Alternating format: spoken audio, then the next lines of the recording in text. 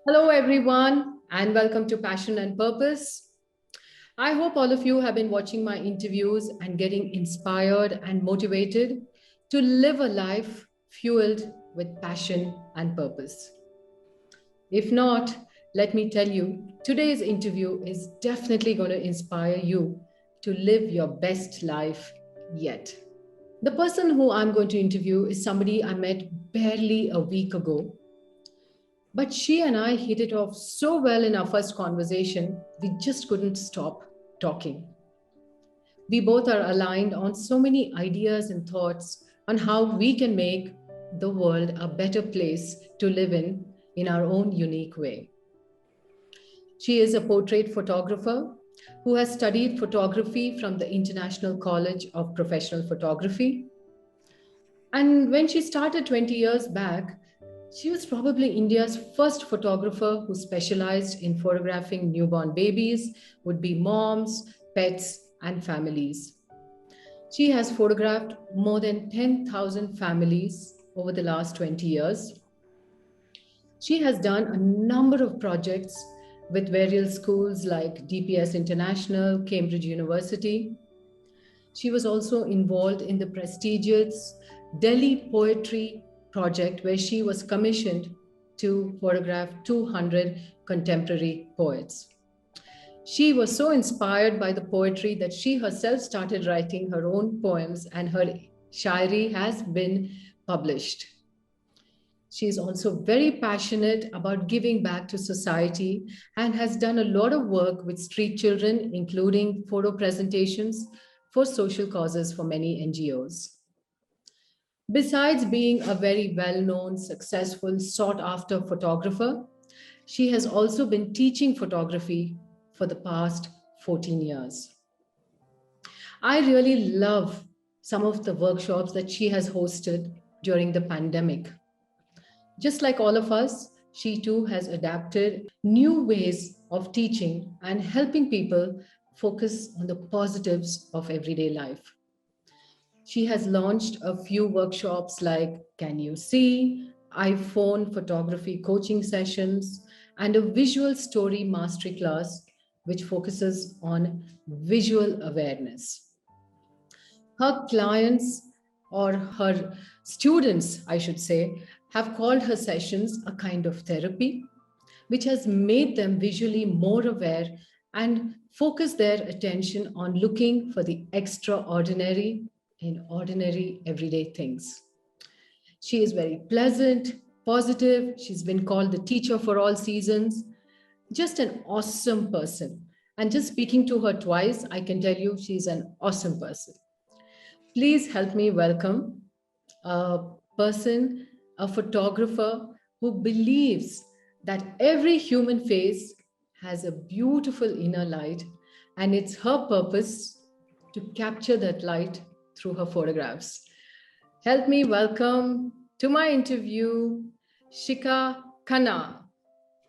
Hi, Kavita. Hi, so nice to have you here, Shika. Thank you for calling me, Kavita.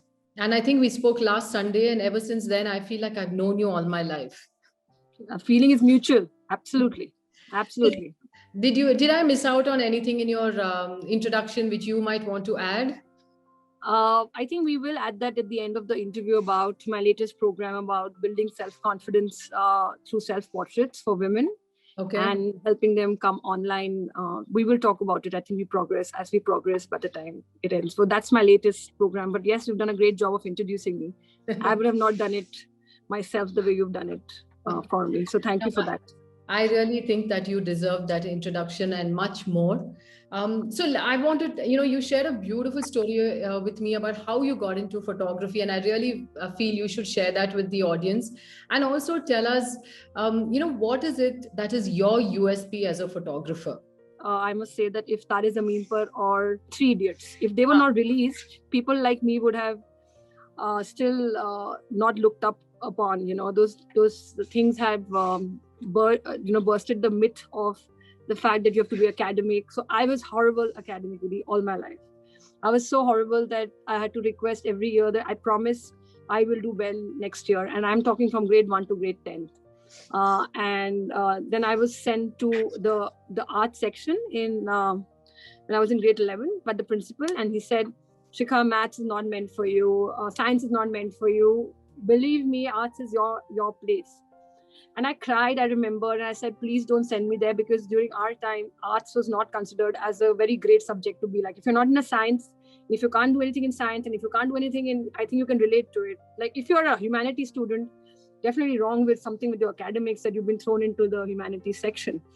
And well, I had no option, because he was very clear that I've seen it. You are not meant for maths and you're not meant for science. You're going to humanities. Whatever I took, but it was a blessing, because in grade 12, I scored 87% in my boards and I shot it from there. So then I think there was a realization that arts is what's for me. Humanities is what's for me. And then I got into Venkateshwara College. And suddenly, from this very not so confident girl, I became very this confident with, shoulders broad, walking, because I got through an honors course with my own merit and no second list and no waiting, because that was the biggest thing in my big joint family, that what is going to happen to this girl who was a business family. It was a business family.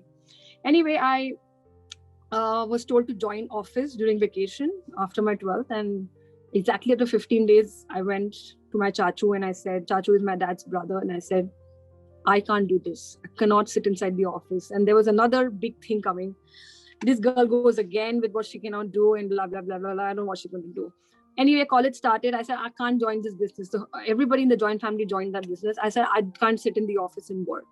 And I was finding my purpose and meaning, I think internally. At that time, we were not so conscious to know that you're finding your purpose. But something inside of my heart kept on saying that I have something, I'm made for something else. And I'm glad that I took those decisions, even if I was called a rebel that time. But I did go ahead and I went to college. And then the whole college world opens up to you. It's whole glamorous. Oh my God, the things are going great. And suddenly there's a photography group that starts. And wanting to impress the head of the photography, he was in 2 years ahead of me, who was a dude, used to do his frames on his own, and he would just carry cameras, etc. And my dad's hobby was photography. And I said, this is a great way to impress him, that I can do well. I decided to go, and I will use this word steal, because my dad did not allow anybody to touch his camera. I was on the top number of his most favorite person in the world, but camera came second. So even I was not allowed to touch it. And when he was not there, literally opened his cupboard, took out the camera. And those times the cameras were heavy. They were not these light camera bodies that we have today. And the cameras were much heavier. And just to boast, I picked up this very, very heavy tripod and this camera and went to Old Delhi to shoot. And it had to happen. Dad had to come early that day, right? He had to be back early. So he came early, and at that time, the cell phones had just got launched. We had those cordless kind of big cell phones, which almost look like cordless. And I'm like trying to hold the camera, everything. And my brother is freaking out, saying, I told you not to take it, now you're going to get it. So I come back home and I'm like, Dad, your camera has a fungus. Because I knew that if I say something about his camera, because his camera did have a fungus there. So I had to divert the entire thing. And I said, your camera has fungus. Like, really? It has? Yeah. So I'm like, fine, you found that and blah, blah, blah, just go keep my camera back. And I took out the film and I went and gave it to print. And then the whole idea was not photography. The idea was to impress. The idea was to impress this person that I'm a great photographer and I'm cool at the age of 18. I went and participated in the competition, he was heading that competition. And I was like, this is what I took. I had taken these pictures of pigeons in Old Delhi. And I went and I happened to win the first prize. I had the first prize in my hand. I had a tripod that was gifted to me by somebody in Photo Systems, a very famous guy there. And there it started. And then I said, fine, another competition. I'll go for another competition. And I went to Intra College. And I got the Saraswati Award for the college for, outstanding images in photography. And the college had never got Saraswati Award for excellence in photography. So I was the first one to get that. And then my fine arts teacher came and said, there's a course that has come in from Australia. It's a very expensive course. And but this is the first time a course is coming in India. Would you like to do it? I went to Dad and I said, Dad, And I know my dad, like, I owe this to him because he was going through a lot of financial crisis with some losses happening in the company, but he let me do that course. And at that course, at that time, the whole course costed about 10 lakhs. So a lot of Australians had come down, and I owe this to my dad because he never gave up on me. And then I did the course. I was the youngest of that batch. And then the rebel again starts in me. Teacher says, you're good at product photography, take product. We have teachers on product and fashion. I said, no, I want baby photography. They're like, there are no teachers for baby photography. I said, well, I want baby photography. They're like, we'll have to fly a special teacher for this specialization. Do you understand that that's a lot of cost to the, I don't care. You didn't tell me that you can't fly this thing. I was just like adamant that I wanted to do it. So they got me a teacher, and they tried other people to convince them, why don't you do this? Nobody wanted to do it because the market was not there. They had never heard of baby photography. In fact, my family was already wondering, what is this girl going to do? Because the wedding photography that you see today was not the wedding photography at that time. There was this man coming in a very old cloth bag with a camera, and he used to just take, and he used to smile, sat, and used to just go away. So my other family members were totally in shock. This girl is going to actually go to weddings, or what is she going to do, a passport picture or whatever? And then I come up with this big idea of baby photography. They were like, no way, you know. Then I had somebody who actually, she's a principal, and she said, go ahead. I think this idea is awesome. You're already studied photography, and you go ahead and shoot. So at Deepest International was my first assignment. I was there for 3 months, and I photographed children there by hiding under the tables, and by, you know, just all the time shooting. And they had an exhibition and launched their school with my exhibition, and the work is still there after 20 years. They're unable to remove that because they're like, that's become the feature of our school. So they have full corridor work full of my work. So that was my first proud assignment. I was, compensated well for it and moved forward. So that was my journey, breaking away from all the myths where people started calling me at home, and I was told that, you know, the concept of nazar, the black eye, was so strong that if a woman comes and takes a newborn baby's picture, something will happen to the baby. She might sell the picture away. There were so many conflicts. And I broke through that and became India's first baby and child photographer. Within the next 2 years, I was everywhere, and everybody was hiring me. And then everybody was wanting to become a baby and child photographer. So that's the whole compressed story. Wonderful. So, I mean, why babies? Did you pick babies? I mean, not product, because I think even during those days, wedding photography, all that was coming up probably. Yes, and product was paid very well. Yeah. So why babies? I mean, what is it that made you realize that you have a connect with newborn babies? So the thing is that I think the first reason was, as you know, when it came to office, I'd already put my hand down that I cannot stay in one place. So if I had to go to product, I had to keep building it indoors. I had to keep building it, you know, in a specific space, specific studio. I had to be there stuck and do whatever came from there. When I did babies, I had to go to new places. There were new challenges. There were new things that were happening. And that itself was very, very inspiring for me to do and move forward. So I was not feeling restricted. Also, fashion was not me because I couldn't relate to it. A baby was because I photographed baby growing up for years for a lot of families, from the time they were born, by their first Holi, their first Diwali, everything, you know, and used to make albums with that. And for me, seeing every time a baby was a concept of hope, getting that this is life, this is what it grows, and how delicate it is, was very fascinating. And it was purely a heart-based decision. There was no logic behind it. There was no whether I will make it or not, I will earn money out of it or not, nothing. I don't even think I was trying to do something different. It's just that I aligned myself so much more.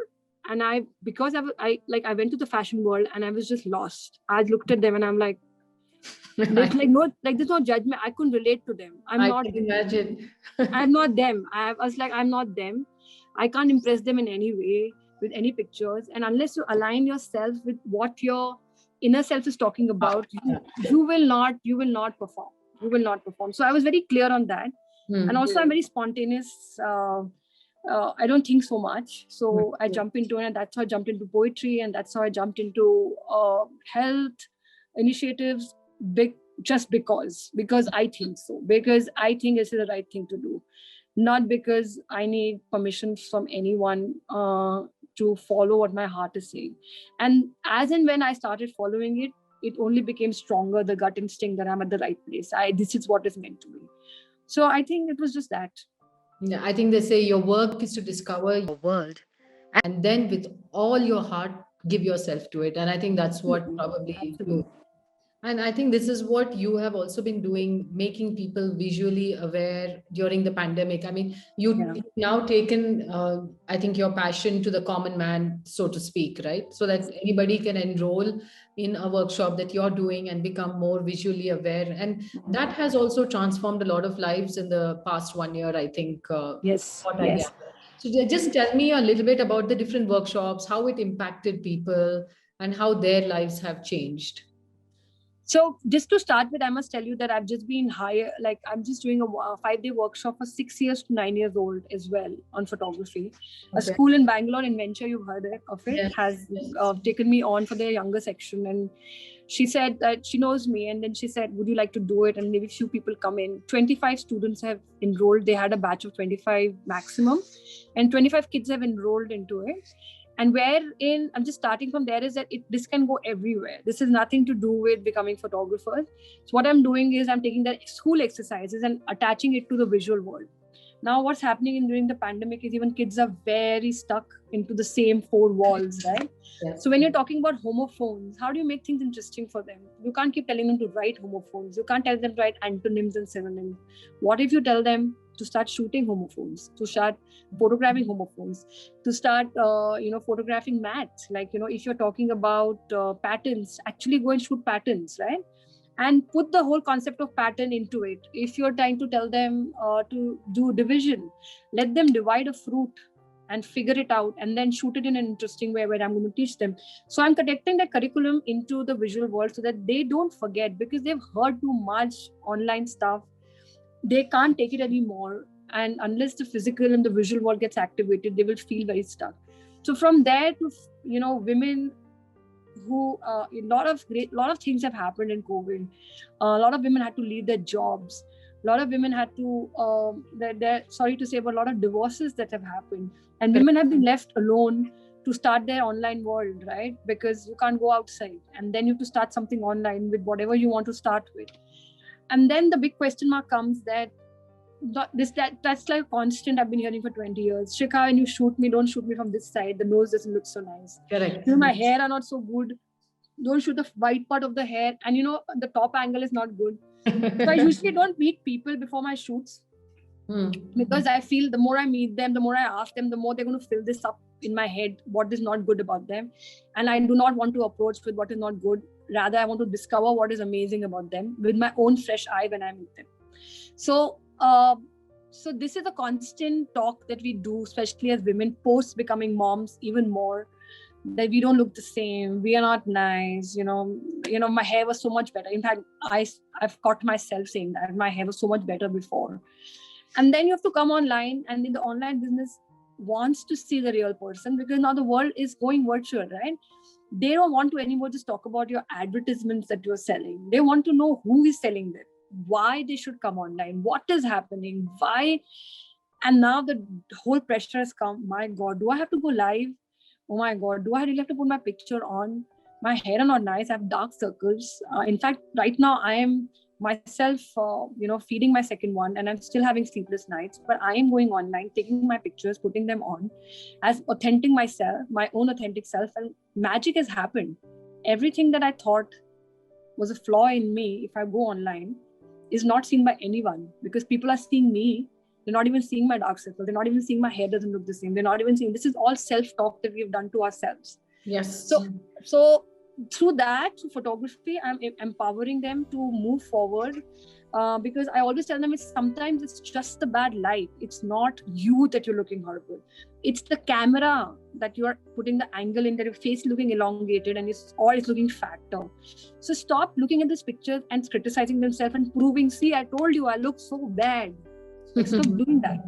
Like, so I'm empowering them technically to tell them what looks nice, emotionally and mentally, to moms especially, because I have taken the same journey. I was seeing inner light in the whole world. When the camera faced me, I was like, no way, I look like this. And then I'm like, I can't be talking like somebody because this is in my work, life's work. So that's what the programs are. That's what I said in the beginning. I am going to empower women to come up with a lot of self-confidence. And I'm not talking about selfies, which I keep explaining. Selfies make you feel even worse than who you are, because selfies, the whole point of selfie is to look perfect, to find the angle in which you look better, and just keep concentrating on how you can look okay. Whereas self-portraits, it's a journey. You take yourself, that I have a beautiful smile, I have beautiful hair, I like curtains, using things around you to incorporate around yourself. And even if it's your kids, even if you're a mother, using everything around you to describe who you are through your portraits is what is achievement. So that's why my program From Selfies to Self-Confidence is there, where people will be taken from that selfie culture to the self-portrait culture, where you will discover yourself through the medium of photography. Fabulous. I think this is something that resonates with me. Like I told you, I always, I did a photo shoot for myself, not because I wanted to do anything. I just wanted to do it for myself because I just felt all my life, people did tell me I'm good looking or whatever, but I never felt that from inside. It was just the outside. And that really, really changed the way I started looking at myself. When I saw myself in these photographs, I said, my God, is this me? And I started, and you stopped, like you said, looking at the flaws that you think, I used to always think my lips are too big, my eyes are not aligned, so many things. And all that went out the window. And it so happened that just last month, when I was talking to a group of women, and I said, once COVID is over, I'm going to organize like a photo shoot for all of you to understand how beautiful you guys are. It doesn't matter, weight doesn't matter, nothing. You just have to feel good from the inside. And I think that's how, Shikha and I were talking, and we decided to do something together, probably end of June or July, first week, a workshop for empowering women to love their inner light, like you said. Yeah. Very important, because we are holding on to a lot of families and children and passing it on, and our self-image is also getting passed on to our children, because they catch us saying, don't take my picture, it's not looking up. Why did you take my picture? Looking so bad. Like, we're honestly shouting, and those children are picking it up, and they're like, oh, we are meant to be not like this, and we are meant to be, rather than accepting, because kids accept their mothers just the way they are.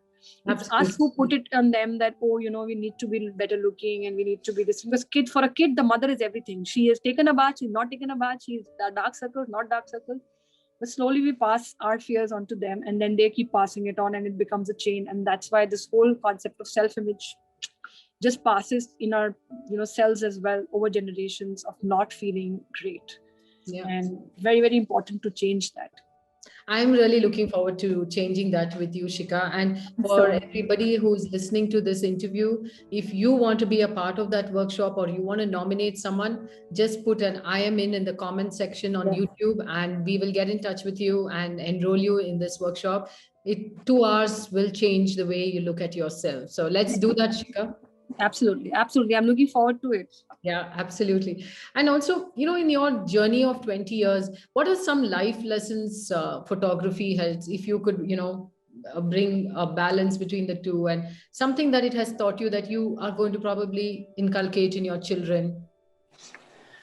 I think that life moves on no matter what happens. And you find that when you move out in your balcony and you see a caterpillar becoming a butterfly. Absolutely. Yeah. And even if it's COVID, butterflies are still coming, laying eggs and doing that. And everything moves on, right? And the answers are there all around you. You don't have to go to a coach all the time to say that life moves on. See it. It's moving on. Seasons are changing. Cloud is moving. Reflections are happening, shadows are moving, everything is happening around you. It's only us who feel we are static and we are not moving. And we are stuck. Yeah. Oh my God. And the minute that thing dawns on us, you feel lighter here and you feel life is moving. And what are we? We're just life. We are not a photographer. I'm not Shikha Khanna. I'm nothing. We are just alive. And we are moving too. We are getting older. We are growing. Whether in a good way or a bad way, we are also not static. What I was yesterday, I'm not today. Something has changed about me today as well. So that's my biggest life lesson is that you should not even think you're stuck. You should not even think things are not moving. You should not feel that you're in a jail. That's here. All that's happening here in the head. That, my God, so helpless. I can't do it. I'm helpless. Life is moving on. And the minute that dawns on you, you will find a solution to actually move on, to get inspired by that. So that's what I've learned. One of the lessons of many lessons I've learned, especially during COVID. Yeah, COVID has taught us the maximum amount of lessons. However old you are, I think this past year has given you the maximum lessons. But it also has, like you said, shown us that life goes on. Whatever happens, nothing is going to stop. Even COVID will not stop life. So now, as a photographer, do you have somebody that you've always wanted to photograph but haven't yet had the chance? Somebody on your wish list? Amitabh Bachchan and Jane Goodall. Two people. I'm throwing it in the universe, as I said to you. That I've always admired Amitabh Bachchan as a kid. Not because he's an actor, but something about him, I just connect to him. And Jane Goodall has been my idol because she and her journey through saving chimpanzees, walking like a tall woman as an amazing explorer and being able to change it. I admire her because she did it during the times when even in her country, women were not allowed to move out of their countries. And she went and stayed in jungles of Africa and stood again. And what I like about her is that she did it peacefully. There was no activism. There was no fight. There was no, I have to do this. There was, let's do it. And she's got the whole movement ready. And that's what I want to be. No fights, no walking against anything. I don't want to walk against anything. Walk beside them. And if you can take them to the right path, you've done your work in this life. And bring about a change. That's it. Yes, yes. And have you reached out to either of them to get your date? No, actually, never. So now that's something I would say you should do. I'll do that. I'll do that. I think it's been on my mind. It's only 6 degrees of separation. So somebody listening to this interview might say, I can connect her to one of them. So I would love to do that. That would be my dream come true. Yes, let's make it. Her portrait would mean so much to me. And I also think I'm going to take the best portrait of her till today anybody's taken. And I'm also waiting to be photographed by you. So yes, I just left Bangalore a month back. I wish I knew you because I finished a lot of shoots before coming. And that time there was no COVID. And I was just just a month back, I was still photographing a lot of people. You will come back and we will do a shoot. No, we're not going anywhere. Yeah. And so I would like you to do a shoot for many of the women, who are not confident of standing in front of a camera and posing. And I think you would be the perfect person to make them feel comfortable. So we'll do some big things together. Absolutely. Looking forward to that. Thank you so much, Shikha. I mean, you are just talking to you, you can just, that right brain creative personality comes out. And I know you are a rebel. Your hair just gives it. I know. Everybody thinks that my hair gives it away. I'm not going to fix it because I look prim and proper, but hair give your body. This is you. Yeah. This is me. Yeah. I will never. I hate fixing. I can see that. Would love to, meet your children when they grow up one day and interview them and say, what kind of a mother was Shikha Khanna to you? So it'll be fun. Let's do that. So yes, I would like to hear that myself, what they have to say when they grow up. And it's not that when I'm saying all this, it doesn't happen to me. I also get stuck, but I know how to get unstuck. And these are the tools that's very important. And those are the lessons we need to teach our kids. It's okay to fail. It's okay to get stuck, but know how to get out of it. So and accept it that it's an unprecedented time and we're doing it. And let's do it for women, a workshop where they can feel and they can talk and they can photograph themselves like queens, even if it's COVID. No wedding happening, no nothing happening. We're going to be just like queens without looking at ourselves in self-portraits and telling the world this is who I am. we definitely. Absolutely. That's something we will do. We'll come up with a nice, unique name. We'll start off with a 2-hour workshop and then maybe do it in a long, if people want to enroll and actually understand and learn about how to photograph themselves, like you said, self-portraits, let's do it. I'm very excited. I'm excited too. I'm excited. So again, thank you very much for, You're welcome. Like they say, purpose is the reason you journey and passion is the fire that lights your way. And, Absolutely. just listening to you, we can, sense that passion that you have for photography, for making a difference more than photography through your visual medium. You are creating such a beautiful world around you. And I think, thank you very much for that. Thank you. Thank you so much. Thank you so much, Kavita. This is awesome. Thank you for interviewing me. Did you have a good time? Yes, I did. Absolutely. Okay. Thank you very much, everyone, for listening. And I did tell you, you're going to get inspired to live the best life yet. If you haven't thought about making some changes to your life, but you have been wanting to, now is the time to think about it. And if you want some help visually, we always have Shika Khanna to help us.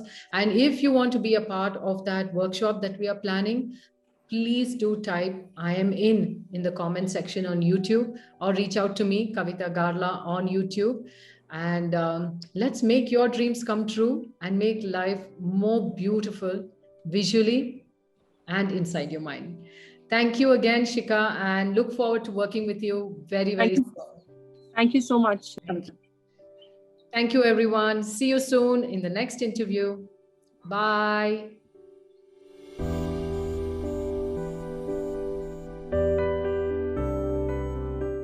Please subscribe to my YouTube channel, Kavita Garla.